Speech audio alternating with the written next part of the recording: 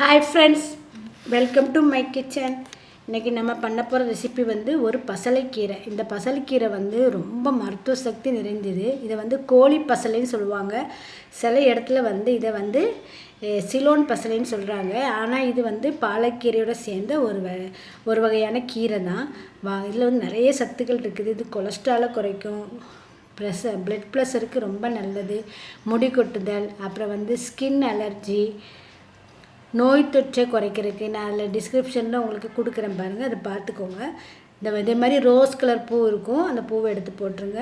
இது ஒரு சின்ன குச்சி நீங்கள் வச்சிங்கனாலே போதும். மழை நேரத்தில் இது நல்லா வரும் பாருங்கள், நல்லா உயரமாக நல்லா வரும். இது வெயில் நேரம்னால உங்களுக்கு இப்படி இருக்குது, இந்த மாதிரி இருக்கும் பாருங்கள். அந்த இலையெல்லாம் அப்படியே எடுத்துக்கோங்க. அந்த தண்டை நீங்கள் திருப்பி நட்டி வச்சிட்டிங்கன்னு வைங்களேன், திருப்பி அடுத்த செடி உங்களுக்கு வந்துடும். ஒரு தண்டு இருந்தாலே உங்களுக்கு போதும். இதில் ஒரு ரோஸ் பூ மாதிரி இருக்கும், அதையே நீங்கள் வெளியே எடுத்துருங்க.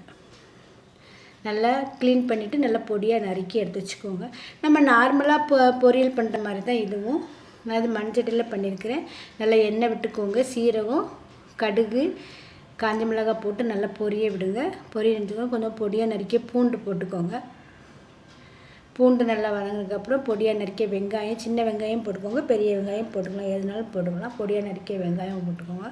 ஒரு தக்காளி பொடியாக நறுக்கிய ஒரு தக்காளி போட்டுக்கோங்க. கருவேப்பிலை போட்டு நல்லா வதக்கிக்கோங்க.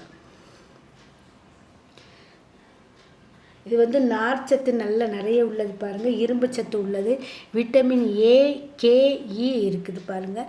இந்த கீரை கிடச்சிச்சின்னா நீங்கள் கண்டிப்பாக வீட்டில் வாங்கி வைங்க. உங்களுக்கு வைக்கிற மாதிரி இடம் இருந்துச்சுன்னா ஒரு மண் தொட்டியில் ஒரு சின்ன குச்சி வச்சாலே போதும், உங்களுக்கு இந்த கீரை நல்லா வரும் பாருங்கள். உப்பு போட்டுக்கோங்க, நல்லா வதக்கி விடுங்க. சிறு பருப்பை ஒரு அரை மணி நேரத்துக்கு முன்னாடி நீங்கள் நல்லா ஊற வச்சு ஒரு 2 டேபிள் ஸ்பூன் அளவுக்கு சிறு பருப்பை கழுவி ஊற வச்சு எடுத்து வச்சுக்கோங்க. அதை நல்லா எண்ணெயிலே வதக்குங்க.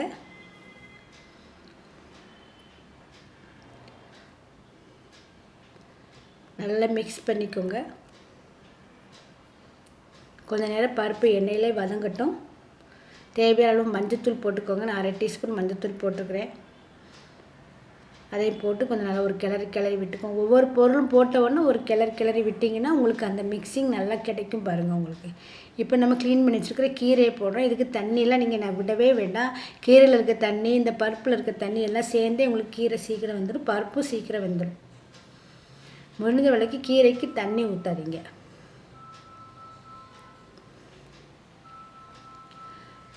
நல்லா போட்டு கீரையை போட்டு நல்லா கிளறி விடுங்க. உப்பு செக் பண்ணிக்கோங்க. கொஞ்சோண்டு சர்க்கரை போடும்.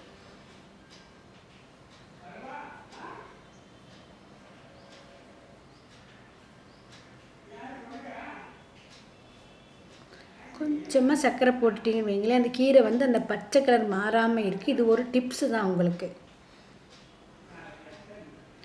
நல்லா கிளறி விடுங்க.